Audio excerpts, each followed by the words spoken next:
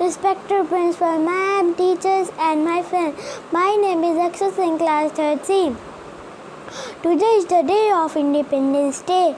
So today I am playing role of Sardar Bhagat Singh.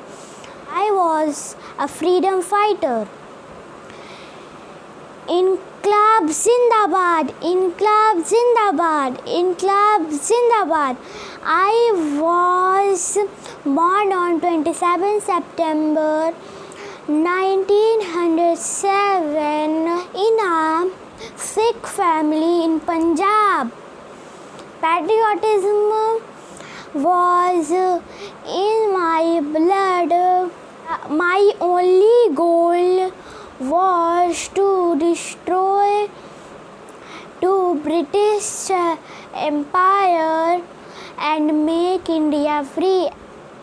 At the age of 23, I was hanged in Lahore jail with my friends Sukhdev and Rajguru.